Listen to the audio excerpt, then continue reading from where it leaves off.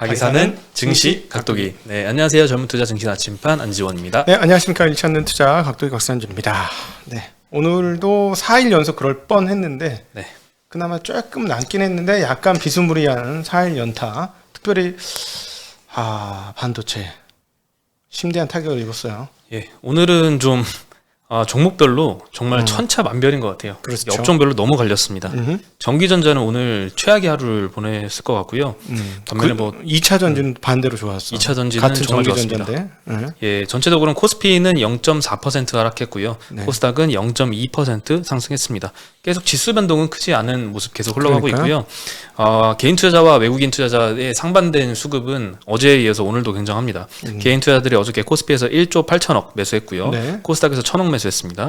외국인이 코스피에서는 1조 8천억 매도를 했고요. 코스닥에서는 300억 매도, 네. 기관은 코스피에서 500억 매수, 코스닥에서는 800억 매도 했습니다. 코스닥은 크게 움직임이 없는데 코스피에서는 외국인들이 연일 매도세를 보이고 있고요. 네. 이번 주 들어서만 외국인들이 4조 원 넘게 매도를 했습니다. 거의 삼성전자 하이닉스 팔았다고 보는 게 맞습니다. 네. 그리고 기관은 1조 원 정도 매도했고 개인이 한 6조 원 정도 매수를 했습니다. 그 덕분에 고객 예탁금이 확 줄었어요. 네. 하도 주식을 많이 사가지고. 그렇죠. 뭐 올해 전체적으로 보면 외국인들이 더 많이 팔았는데요. 외국인들이 한 25조 원 정도 매도를 했고 네. 기관이 38조 원 정도 매도를 했고 이것들을 다 개인이 65조 원이나 매수를 했습니다. 이런 생각 들어요. 내년도 한 4월 달쯤이 되면 지금 매수한 가격에서 그렇게 크게 나쁘지 않지 않을까 하는 그런 생각? 내년 내년도 4월쯤 되면 네. 그런 생각 듭니다. 그럼 4월 금방 오잖아요. 그렇죠. 네, 한 달 금방 벌써 8월 중순인 거 아세요? 8월 시작한 지 얼마 안 된 것 같지 않습니까? 그러게요. 2021년이 이제 네. 반 훨씬 더 지났네요. 각도기 TV 1주년 지나고 나니까 더 빨리 가는 것 같아. 그런 것 같습니다. 그래서 여러분 너무 스트레스 받지 마시고 좀 긴 시계열로, 개인의 장점은 시계열을 길게 갖고 있을 수 있다는 거 아닙니까? 제가 아침에 잠깐 라이브에서 그런 말씀드렸죠. 제 경험담 한번 말씀드렸잖아요. 기다리다 6개월인가 1년을 기다리다가 좋은 주식인지는 아는데 못 기다리겠어가지고 팔았더니만 몇 개월, 한 2, 3개월 더 있다부터만 2배, 3배 막 올라간다고 주가가. 그런 경험을 많이 했죠. 많죠? 너무 많아요. 많아 아주. 네, 그렇습니다. 예, 그리고 오늘 이 하이닉스가 오늘 좀 굉장히 많이 빠졌어요. 많이 빠졌어요, 하이닉스가. 네. 그러니까 이제 반도체 집중 타를 맞은 거죠. 삼성전자는 다른 부분 영역이 있는데 얘네는 반도체만 있으니까. 네. 네, 하이닉스 메모리만. 하이닉스가 4.7% 빠졌고요. 2등이잖아요, 시가총액. 네. 3위하고 이제 격차가 1조 원도 차이가 안 납니다. 3위가 네이버고요. 네. 이제 이대로 조금만 더 가면 네이버가 시총 2위가 되는 네. 겁니다. 그 다음이 카카오입니다. 카카오. 네. 예, 장기적으로 봤을 때 카카오가 나쁘진 않은데 분할된 거가 하나도 반영이 안 된다는 건 참 대단한 것 같긴 해요. 그리고 아직 많이 남아서 씨를 그런 것 많이 같습니다. 뿌려놔가지고 이제 조만간에 이제 단테님께 아마 주말이나 그리고 저희 편집을 해주시는 분은 프로고요. 보내는 저희까지가 아마추어라는 말씀이었어요. 저희가 아직 이게 내용만 프로다 이런 말씀드렸는데 보내는 것까지 저희가 보내기 때문에 편집 자체는 전문가들이 해주시고 계십니다. 그렇죠. 네, 그분들을 폄훼한 게 절대 아니라는 사실. 네. 그리고 반도체가 이렇게 약했던 거는 연일 이제 리포트의 영향이 좀 큰 것 같습니다. 그렇죠. 반도체 메모리 가격을 계속 하향 전망을 하고 있는데요. 일단 오늘 모건 스탠리에서 추가로 나왔습니다. 이틀 전에 CLSA 리포트가 좀 네. 전초전이었고요. 그다음에 오늘 모건 스탠리가 추가로 쐐기를 박았는데요. 하이닉스 목표가를 엄청나게 낮췄습니다. 그 웃기는 놈들이야. 나 진짜 욕 나올 뻔. 나는 지금 이게 방송이니까 내가 욕을 안 하지. 아침에 욕했지 않습니까? 지면상으로. 제가 그렇죠? 네. 아시죠? 깜짝 놀랐어요, 갑자기. 이런 XXXX 이렇게 내가 욕을 했는데. 네, 그 리포트 한번 보여드리면요. 아이고, 죄송합니다. 여기 아니고요. 네, 방송사고네요. 아니 눈이 안 보여. 우리 그 메모리에 대해서 겨울이 다가오고 있다 하는 모건 스탠리 리포트였습니다. 제목만 봐라. 네. 네. 밑에는 이제 글씨가 안 보실 거예요. 안 작아서. 보여. 안 보여. 네, 하이닉스 제가 읽어드릴게요. 하이닉스는 목표가가 15만 6천 원에서 8만 원으로 반토막 냈고요. 삼성전자는 9만 8천 원에서 8만 9천 원으로 9% 하향시켰습니다. 네. 마이크론도 105불에서 75불로 28% 목표가를 하향시켰고요. 한국 테크 기업에 대한 투자 의견을 중립에서 주의로 하향을 시켰습니다. 미친. 그만하겠습니다. 네, 너무 화내지 마시고요. 네. 네, 일단 시장에 영향을 굉장히 많이 끼쳤고 이거가 오늘 외국인의 매도세에 영향을 당연히 많이 줬다고 판단이 드니까 내용은 한번 언급을 드려야겠죠. 하이닉스 목표가가 가장 크고요. 얼마나 컸냐면 최근에 이제 CLSA가 전초전이라고 말씀드렸는데 CLSA의 하이닉스 목표가가 12만 3천 원입니다. 네. 이것도 17만 원에서 내린 거거든요. 이거 근데 이 목표가 대비해서 35%나 더 낮은 수준입니다. 네. 그래서 오늘 하이닉스가 굉장히 크게 빠진 것 같고요. 하향 이유는 내년 1분기부터 침체가 시작된다라고 전망을 했는데요. 2022년 D램 공급 과잉과 부품 공급 차질로 인해서 D램 수요 타격을 예상을 한다고 합니다. 반도체 경기 지표는 2019년 이후로 처음으로 미드 사이클에서 레이트 사이클로 전환했다라고 언급을 하고 있고요. 모건 스탠리뿐만 아니라 하나금투에서도 리포트가 나왔는데요. 하이닉스 실적 추정치를 하향을 하면서 목표가를 16만 5천 원에서 13만 원으로 하향을 시켰습니다. DRAM 가격이 올해 4분기부터 6개월간 15% 하락한다라고 전망을 했고요. 구체적으로는 올해 4분기에 한 5%, 내년 1분기에는 추가적으로 10% 하락한다라고 가정했습니다. 이로 인해서 하이닉스의 내년 영업이익을 14조 4천억에서 10조 8천억으로 굉장히 많이 떨어뜨렸습니다. 그리고 이제 내년 1분기까지 15% 하락하고 그 하반기에는 반등하냐? 그것도 아니었어요. 2, 3, 4분기의 D램 평균 가격은 반등 없이 유지가 될 것이다 이렇게 예상을 했고요. 수요 측 입장에서 가격이 향후 하락할 것으로 예상이 되기 때문에 재고를 빠르게 쌓을 필요가 없기 때문이다 라고 언급을 했습니다. 반면에 이제 조금 어조가 달랐던 리포트가 골드만삭스의 리포트였는데요. 여기는 목표가를 유지를 했습니다. 삼성전자는 10만 7천 원, 하이닉스는 17만 7천 원으로 유지를 했고요. 하지만 단기적인 이 반도체 가격 전망은 마찬가지로 좀 부정적입니다. D램 가격 악화가 내년까지 연장이 되고 고객사들의 재고 수준이 높다는 건 우려된다라고 언급을 했고요. D램 가격은 올해 4분기부터 하락을 시작해서 내년에 다운 사이클에 진입할 것이다라고 D램 가격에 대한 전망은 거의 비슷합니다. 다만 왜 목표가를 그대로 유지를 했느냐? D램 가격은 좀 우려가 되는 게 맞는데 DDR5 전환 시작을 감안을 할 때 가격이 하락하는 것보다 D램 업체들의 원가 하락폭이 더 크다. 그래서 삼성전자, 하이닉스 모두 의미 있는 EPS 성장은 이어질 것이다. 이렇게 전망을 했습니다. 제가 한 말 드릴게요. 네. 이거 다 지금 보니까 제가 노근창 센터장님하고 몇 번 만나서 제가 또 촉이 좋잖아. 그런 쪽에 감이 빠르잖아요. 감을 챘는데 무슨 말이냐면 다 몰라요. 이거 다 지금 대만에서 나온 얘기 듣고 쓰는 거예요. 네. 근데 골 때리는 게 뭐냐면 지금 현재 서버용 재고가 좀 쌓여서 그러지 않았던 서버 업체들이 가격을 좀 낮추려고 하는 시도가 있기는 있는 것 같아. 응?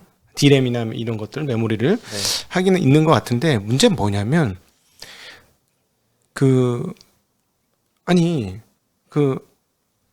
데이터 센터가 내년도에 얼만큼 늘어나야 될지 누가 어떻게 정확히 알 수 있겠어요. 네. 그거를 삼성전자, 하이닉스, 마이크론도 몰라.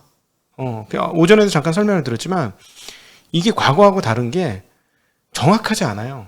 그리고 회사들끼리 정확하게 이렇게 드러내놓고 얘기하지 않는 상황이에요. 이 서버 업체들이.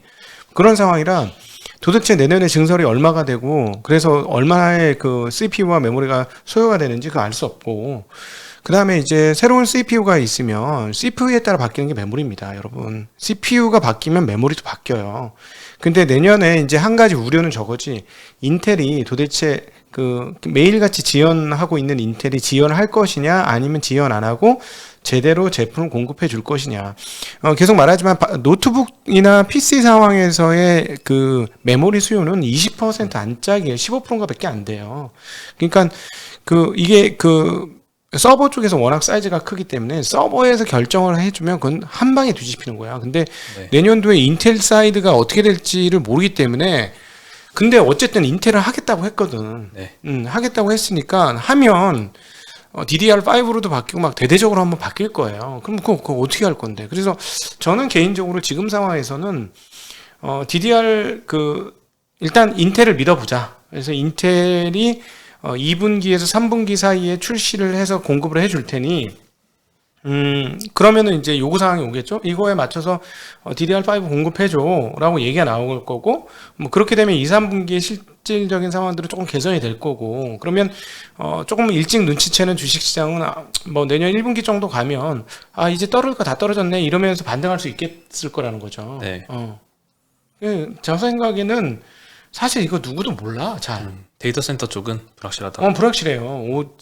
나는 데이터 센터도 자기네가 어느 정도 늘려야 될지 가이드는 있지만, 연간의 가이드는 분명히 가지고 있겠지만, 그 트래픽에 따라서 바뀌는 거 아니겠습니까? 그렇겠죠. 그래서 사실은 제일 중요한 거는 오히려 여기에 있어서 메모리 시장이 가장 중요한 건 통신 상황들입니다. 스탠드얼론은 얼마나 많이 할 것이냐. 네. 스탠드얼론을 많이 하면 메모리 양이 순식간에 증폭합니다.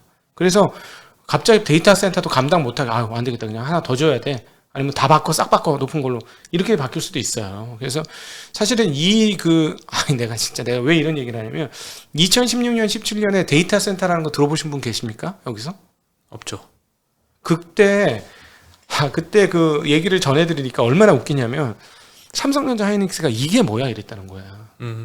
이게 도대체 뭐냐? 이 많은 수요는 도대체 어디서 난 거냐? 다 몰랐다는 거예요. 여러분, 이제 들으니까 막 다 아는 것처럼 얘기하지만, 그리고 또 하나, 데이터 센터를 마이크로소프트하고, 그 다음에, 구글하고, 아마존하고, 거기만 하나? 아니, 조그만 회사들은 안 해? 자체 클라우드 비슷한 까리까리한 건 안 하나? 작은 거? IBM 이런 데 안 할까? 하죠. 합니다. 해요. 그러니까 데이터 센터의 증가 방향은 확정된 미래예요. 지금 보기에 1년 정도, 2년 정도 안에는. 그렇기 때문에 사실은 메모리가 뭐 이렇게 난 모른다고 막. 모르고 그냥 수급적인 상황이 지금 좀 꺾이니까 그냥 다 내린 거야. 이번에 한 번 내릴 것 같으니까. 제 보기엔 그렇습니다. 네, 데이터 센터가 빨리 한 몫을 해줘야 될 것 같고, 그 앞서서 또 인텔도 좀 기대를 해봐야 될 것 같습니다. 인텔의 문제. 인텔은 지금 인텔 주가도 지금 반등을 못 하고 있는 상황이잖아요. 근데 짐 켈러가 나갔잖아. 이따가 해주고 나갔겠지. 나오겠지 설마. 나오겠죠. 나오겠지. 그걸 한번 기대해 보도록 하겠습니다. 네. 네, 그리고 MSCI 분기 리뷰 발표가 오늘 있었습니다. 지수 발효일은 9월 1일이고요. 패시브 펀드는 8월 31일에 종목 교체할 예정입니다. 자료를 하나 보여드리면요. MSCI 8월 리뷰 결과인데요. 이거는 신한금융투자 노동길 연구원님이 써주신 자료고요. 이번 분기 리뷰에서 새롭게 편입된 종목은 SKIET 그리고 SK바이오사이언스, 에코프로비엠입니다. 일평균 거래대금 대비 패시브 수요가 가장 큰 종목은 SKI 테크놀로지고요. 거래대금 대비 자금 유입 규모는 한 106% 정도로 예상이 됩니다. 네, 그리고 MSCI EM이라고 하죠. 신흥국 지수인데요. 이 내에서 한국 시장의 비중은 13.2%에서 13.1%로 0.1%포인트 하락할 예정이라고 합니다. 네. 이에 따른 패시브 매도 수요가 있겠죠. 그렇죠. 그거는 한 3천억 원 정도로 추정이 돼서 좀 크진 않다. 제한적이다라고 의견을 줬고요. 30초짜리 펀드구나. 네. 총 30초에 0.1 3천억이면 그죠? 네. MSCI EM 내 중국 시장의 비중이 있습니다. 여긴 36.5%에서 36.9%로 0.4%포인트 상승할 것으로 올라갈 것으로 우리 보입니다. 선진국 지수 가야 되겠어. 중국 때문에 안 되겠어. 네. 짜증나. 좀 선진국 갑시다. 이미 선진국인데 남들이 다 보면 선진국인데. 그리고 어디를 봐서 전체를 타봐. 이게 선진국인지 중진국인지. 그렇죠. 네. 그리고 이제 MSCI 지수 변경함에 따라서 투자 전략도 제시를 해줬는데요. 과거에 보면은 지수 변경에 따른 투자 전략은 리뷰일에 매수를 하고 변경일에 매도를 하는 게 가장 수익률 측면에서는 좋았다. 2007년 이후, 2010년 이후, 쭉쭉쭉 2020년 이후 여러 가지 데이터를 뽑아봐도 그렇게 투자하면은 절대 수익률뿐만 아니라 상대 수익률도 괜찮게 나왔다. 편입하기 전에 오르다가 편입하고 나면 떨어진다 이 말이죠. 그렇죠. 네. 네. 마찬가지로 재료 소멸성 이슈를 잘 활용해야 된다라고 하는데요. 제가 봤을 땐 이것도 좀 쉽지 않아 보이긴 합니다. 네. 그렇게 해서 먼저 계속 업데이트를 하고 있어야 되니까. 그렇죠. 뭐 쉽지는 않죠. 이 애를 쓸 거면 그냥 싼 주식으로 찾아내는 애도 몇 개를 찾겠다. 네. 그렇죠. 그리고 제가 요거는 저도 오늘인 줄 알았는데 카카오뱅크의 그 MSCI 편입일은 8월 20일이라고 합니다. 네, 오늘이 아니었습니다. 네. 그리고 이번 리뷰에서 SK텔레콤은 비중이 하락을 했습니다. 네. 기존에 SK텔레콤이 자사주를 좀 소각을 했잖아요. 네. 그것 때문에 외국인 지분율이 높아져서 신흥국 내에서 비중이 0.1%포인트가량 하락을 했고요. 매도로 추정되는 수급 영향은 한 5,500억 원 정도. 어제 그래서 빠진 거 아닙니까? 그죠? 네, 그렇죠. 근데 오늘 올랐던 거는 두 가지 요인 정도인 것 같은데요. 일단 이전에 추정이 됐던 이 매도 수요가 1조 원이 좀 안 되는 정도의 규모였는데 오늘 나온 거는 한 5,500억. 예상보다는 훨씬 매도 적다? 수요가 적다. 네, 그게 한 가지 이유인 것 같고요. 추가로 이제 여러 군데서 리포트가 굉장히 많이 나왔습니다. 그 중에 이제 골드만삭스의 리포트를 말씀드리면 목표가를 40만 원으로 제시를 했고요. SOTP 밸류에이션이라고 해서 Sum of the Parts, 그러니까 기업의 사업 부분별로 가치 평가를 한 다음에 그것들을 합산을 해가지고 이 기업의 적정 시총을 많이 올라가지. 판단을 하는 거죠. 네. 숨어 있는 회사가 많은 회사니까. 네, 그래서 숨어 있는 회사가 많아서 뭐 통신 사업, 비통신 사업, 그다음에 자회사, 뭐 하이닉스뿐만 아니라 뭐 지분 갖고 있는 거 지분 가치 다 합산하고 지분 가치는 또 30% 할인해서 계산을 하니까 목표가가 40만 원 나왔다 이렇게 언급을 해줬고요. 오늘 SK텔레콤은 6.5% 상승해서 오늘 SK텔레콤이 속한 통신업이 업종 상승률 1위를 기록을 했습니다. 네, 이게 지금 그 현금성 주식들이 발굴하는데 어제는 또 KT가 많이 올랐었어요. 네, 오늘은 KT는 한 1.8% 빠졌고 유플러스도 2% 빠졌는데요. SK텔레콤이 이제 많이 올려놨습니다. 네, 그리고 뭐 업종 상승률 말씀드렸으니까 뭐 2위 했던 업종은 섬유의복이었고요. 1.8% 올랐고 또 다시 FNF인가? 한몫했습니다. 한섬이 한 3.8%, FNF가 3% 올랐습니다. FNF 잘 갑니다, 진짜. 네. 골프 회사 진짜 잘 산 것 같습니다. 그 이후로 계속 신고가 내고 있어요. 정말 네, 대단하네. 네, 그리고 운수 장비 업종이 3위를 기록했고요. 오늘 업종은 1% 올랐습니다. 이 가운데 기아차가 좀 끌어올렸습니다. 네. 기아차가 오늘 4% 정도 상승을 했고요. 현대차는 0.2% 상승, 현대모비스는 소폭 하락했습니다. 의료정밀이 오늘 업종 상승률 꼴등을 했습니다. 여기에는 2.4% 업종이 하락했는데요. SD 바이오센서가 4.5% 하락했고요. 두 번째로 업종 상승률 하락 순위 2위는 전기전자였습니다. 1.5% 하락을 했습니다. 이 업종 내에서도 굉장히 많이 갈렸는데 SK 하이닉스와 삼성전자 빠졌지만 SK 아이테크놀로지 솔루스 첨단 소재 DB하이텍은 상승을 보였습니다. 네. 그러니까 DB하이텍은 어제 왜 빠졌냐고. 어제 빠진 이유가 메모리 업체도 아닌데. 그렇죠. 이 시장이 이렇습니다, 여러분. 시장이 이렇게 바보같이 하는 거예요. 메모리가 빠진다니까 왜 메모리 아닌 업체가 빠져? 그렇죠. 아니 파운드리가 빠질 이유가 없었죠 어제. 아니 뭐 그 저한테 여자 옷 입힌다고 제가 여자가 됩니까? 마치 그거 아니야?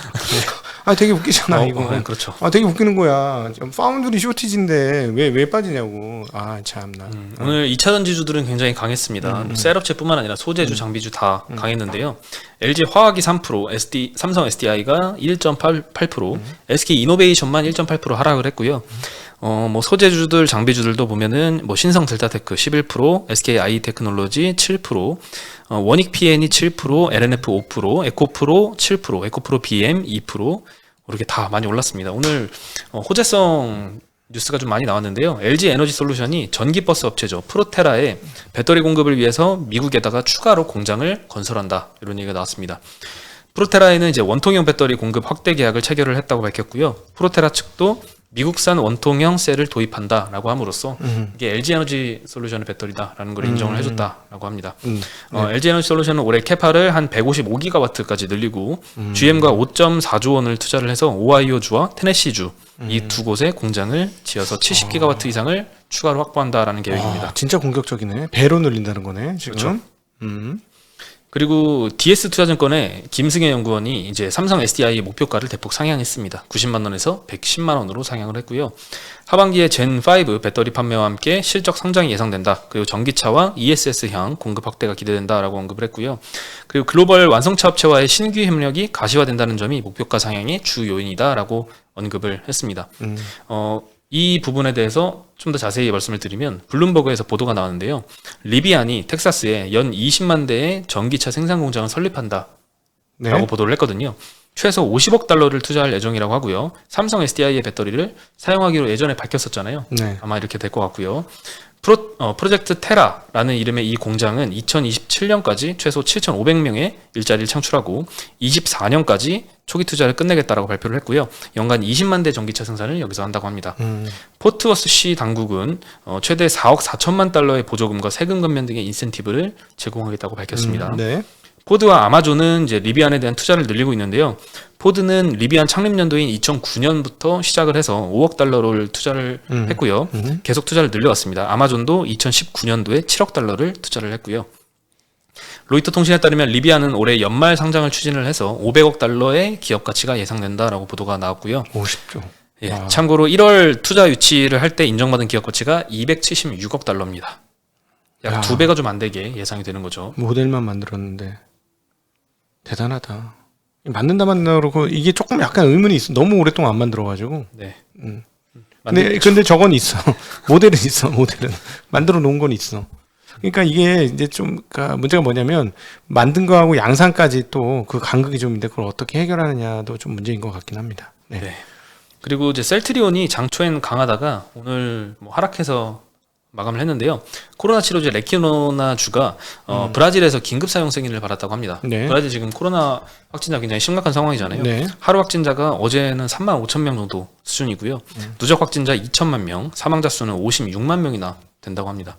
셀트리온은 0.5% 하락했고요. 셀트리온 헬스케어 0.5% 하락, 셀트리온 제약만 3% 상승했습니다. 장중에는 뭐 두 자릿수 상승세를 기록을 했거든요. 제약 같은 경우에는. 네.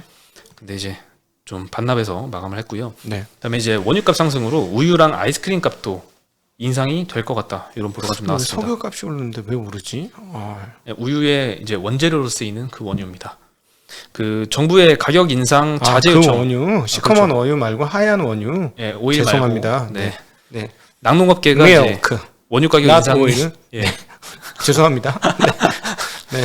정부에서 이거 인상을 좀 참아달라라고 하는데 낙농업계가 너무 힘들다 안 되겠다라고 하면서 계속 인상이 불가피하다 하는 입장을 밝히고 있습니다. 이달부터 원유 가격은 인상이 될 것으로 보입니다. 작년 7월에 이 원유 가격 조정 협상을 했었는데 네. 이미 인상을 결정을 했는데 작년에 이제 코로나 사태 때문에 1년 정도 이제 딜레이를 시킨 겁니다. 그래서 이번에는 올려야 되는데 아마 예정대로 진행이 될 것 같다 하는 이제 예상이 되고요. 통계청 기준으로 작년에 원유 생산비가 809원으로 2.3% 상승을 했는데요. 올해는 생산비의 54%를 차지하는 사료 가격마저 곡물가 인상 영향에 15%가량 상승을 했습니다.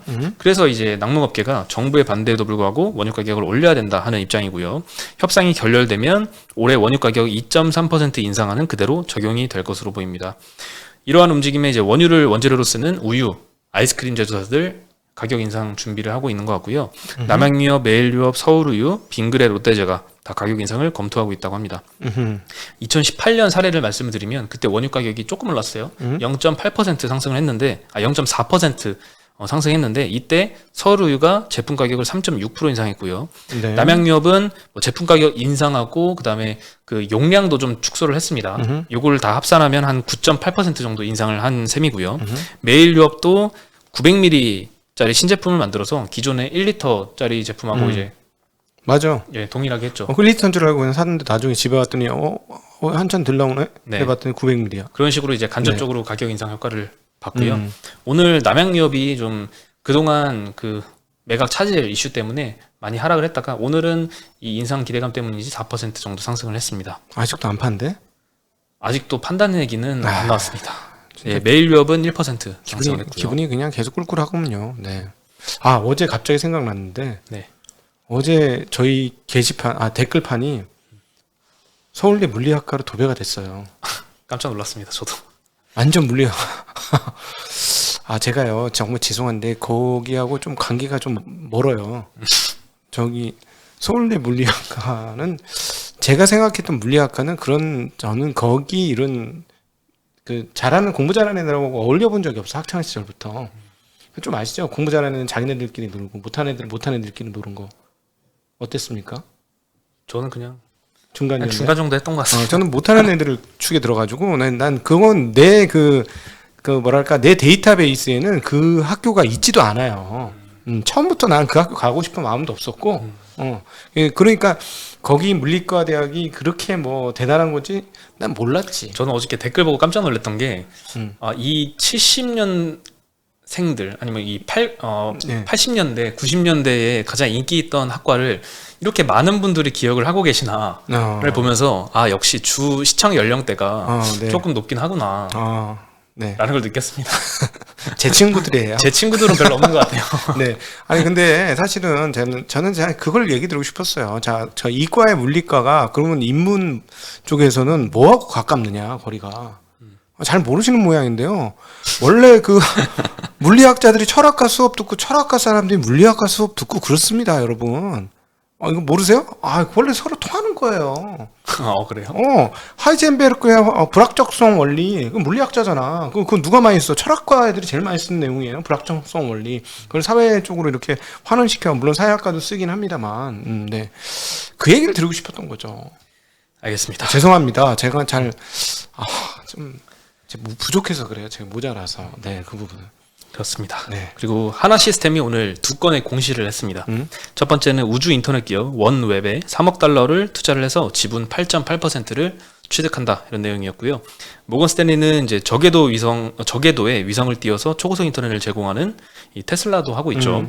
그렇죠. 이 테슬라가 아니라 일론 머스크가 회장으로 있는 회사가 있죠. 여기서 우주 인터넷 시장 규모가 20년 내로 최대 670조 원까지 성장할 것이다 이렇게 전망을 하고 있고요. 미국의 또 오버에어라는 회사에 300만 달러치 전환사채에 투자를 한다라고 또 공시를 냈습니다. 이 표면 이자율은 연 3%고요. 전환 시 오버에어의 우선주를 전환을 하게 됩니다. 오버에어는 작년 초에 설립된 회사입니다. UAM이라고 불리죠. 도시명 항공 교통수단 기체를 제작하는 업체입니다. 오늘 하나 시스템이 7.7% 상승을 했습니다. 300만 달러면 얘네한테는 돈도 아닌데 사실. 30억이잖아요. 죄송합니다. 300억 규모입니다. 300억 규모. 예, 한화로 300억 정도 규모. 네. 네. 저 꼴라면 안 되는데. 니꼴라 꼴라면 안 되는데. 그러진 않겠죠. 네. 네. 그리고 어저께 밤 11시에 많은 분들이 보셨을 수도 있을 것 같은데요. 삼성전자에서 폴더블 폰 언백 행사를 열었습니다. 갤럭시 S보다 싼 가격에 폴더블 폰을 공개를 했는데요. 네. 일단 특징은 S펜 사용이 가능한 게 특징이었고요. 코닝의 강화 유리를 사용을 하고 언더 디스플레이 카메라 UDC라는 기술을 적용을 해서 화면에 카메라 구멍이 없어졌습니다. 네, 성능은 대폭 향상하고 가격은 내렸는데요. Z 폴드 3 256기가 모델은 200만 원 정도입니다. 전작이 240만 원이었는데 네. 한 16% 가격 다운 시켰고요. Z 플립 3 이것도 256기가 모델 기준으로 125만 원으로 냈습니다. 전작 대비 약 24%나 하향을 시킨 겁니다. 네. 예, 스트래티지 애널리틱스에 따르면 폴더블 폰 비중은 작년에 0.2%, 올해 0.5% 아직 굉장히 미미한데요. 대수로 보면은 작년에 220만 대, 올해는 650만 대, 내년도에는 1,300만 대까지 즉 빠르게 증가할 것으로 추정을 하고 있습니다. 네. 네, 오늘 그래서 이 관련된 벤더들이 좀 올랐는데요. 하이테크닉스 5%, 세경 하이테크 2%, KH 바텍이 한 2.6% 상승을 했습니다. 한번 바꾸실 의향 없으세요? 제가 폰을 바꾼 지 아직 1년도 안 돼가지고 좀 그렇고 내가 10만 원 도와줄게. 한번 바꿔봐. 폰이 이게 200만 원인데요? 네, 10만 원 그러니까 도와줄게. 당황하네. 탕수육으로 한 몇 개인데 그게. 네? 알겠습니다. 아니, 한번 보게 쓰는 것 좀. 제가 오늘 안 그래도 그게 있었어요. 톰 브라운하고 이제 삼성전자하고 협업을 네. 해서 네. 디자인에 톰 브라운 마크를 주문이? 다른 네. 그 제품을 한정 판매를 해서 예약을 받았는데 예약 페이지가 엄청 다운됐겠지. 다운까지는 아니지만 대기자 수가 막 어마어마했습니다. 저도 그걸 한번 걸어봤는데 다 기다리니까 이제 하려고 했더니 로그인하라고 뜨는 거예요. 로그인 했더니 다시 처음부터 기다리라고 해요. 다시 기다렸더니 로그인하고 기다렸더니 또 기다리라 그래. 이제 뭐 통신사 뭐 인증을 하라고 패스 인증을 하라고 했더니 또 기다리래요. 또 기다려서 일단 접수는 했습니다. 하긴 진짜로? 네, 하긴 했어요. 나 괜히 얘기했다 10만 원. 나 안 살 줄 알고 10만 얘기했는데. 그게 큰일 400만 원이에요. 네? 폰이. 근데 왜 했냐면은 그게 리셀 하면은 그걸 또 엄청나게 높은 가격에 또 사는 사람이 또 있다네요. 또 거기서 장사꾼 기질을 발휘하셨네. 네, 일단 하라고 친구들이 그래가지고 일단 하긴 했습니다. 네. 톰 브라운 하니까 생각나는 사람이 있네요. 톰 브라운 옷을 입고 왔던 우리 배진환. 배진환 대표, 뱃사부라고 부르는 배진환. 오늘 제가 저기 나갑니다. 어디지? 연합인포맥스 사회부로 나가는데 네. 그 연합용품엑스에서 배진환 대표를 섭외를 했어. 그러니까 네. 배진환 대표는 누구하고 하겠다고 했겠습니까? 당연히 저를 찍었지. 지명했지 저를. 이날 지명해서 나오겠다. 이날 나온다. 곽산열하고 나온다. 각도기하고. 그래서 오늘 나오는데 제가 그 여러분들한테 계속 얘기하지만 성공하는 가장 빠른 지름길을 오늘 여러분 보시게 될 거예요. 그건 뭐냐면 계속 얘기하는데 진짜 답답해. 왜 이 얘기를 이렇게 많이 했는데도 그런지 여러분 투자에 성공하려면 성공한 사람들의 발자취를 따라가는 것보다 더 빠른 방법이 없어요. 배 대표는 내가 이렇게 겉모습은 조금 부족해 보이는 건 제가 인정합니다. 약간.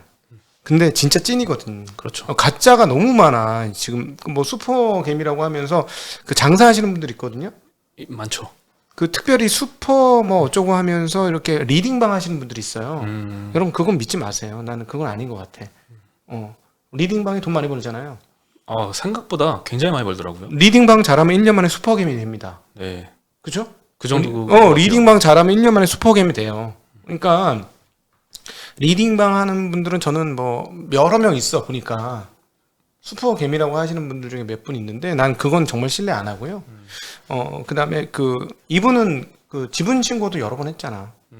지분 신고라는 건 5% 이상 매입했을 때 신고하는 겁니다. 네. 여러분 아무리 작은 회사라도 5% 살려면 돈 좀 있어야 되죠. 근데 그걸 여러 군데 했었던 사람이야. 그러니까 이분은 맞는 분이고 여러분이 이제 저녁에 오면 제가 또 날카롭게 파헤쳐서 제가 노하우를 끄집어낼 테니까 여러분 들으시고 실전에 도움이 되는 많은 도움을 받으시면 좋을 것 같습니다.